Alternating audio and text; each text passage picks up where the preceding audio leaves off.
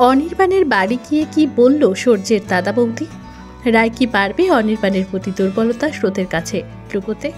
জি বাংলার মিটিচোরা ধারাবাহিকে বেশ জমজমাট পর্ব চলছে, যেখানে একদিকে সূর্যের সাথে নীলুর সম্পর্ক প্রায় ভাঙার পথে, অন্যদিকে অনির্বাণের সঙ্গে রায়ের সম্পর্ক এক নতুন মোড় নিয়েছে।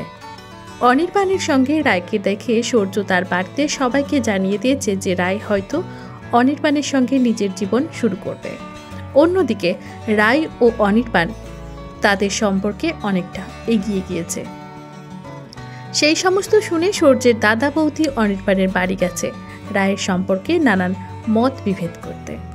সূর্যের দাদা বৌদি মোটেই পছন্দ করে না রায়কে, এমনকি রায়ের বোন নীলুকেও বাড়ির বউ হিসেবে মেনে নেয়নি তারা কেউই।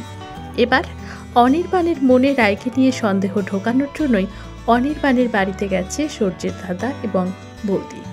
কারণ একদিকে অনির্বাণ তাই দেওর এবং অন্যদিকে তারা কেউই চায় না যে রায়ের পরিবারের সাথে অনির্বাণের কোনো সম্পর্ক জড়িয়ে যাক। সূর্যের দাদা বৌদির মুখে রায়ের সম্পর্কে নানা কথা শুনে অনির্বাণ কি সিদ্ধান্ত নেবে সূর্যের সঙ্গে রায় যে এরকম একসময় সম্পর্কে জড়িয়েছিল এবং সেই সম্পর্ক এখন প্রাক্তন, সে বিষয়ে কি সিদ্ধান্ত নিতে চলেছে অনির্বাণ?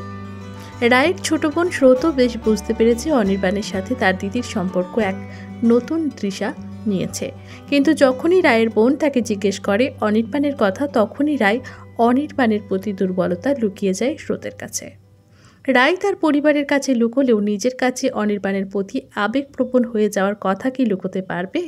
কি হতে চলেছে অনির্বাণ এবং রায়ের ভবিষ্যৎ জানতে দেখুন মিটিচোরা, প্রতি সোম থেকে শুক্র ঠিক রাত 10টায় শুধুমাত্র জি বাংলার পর্দায়।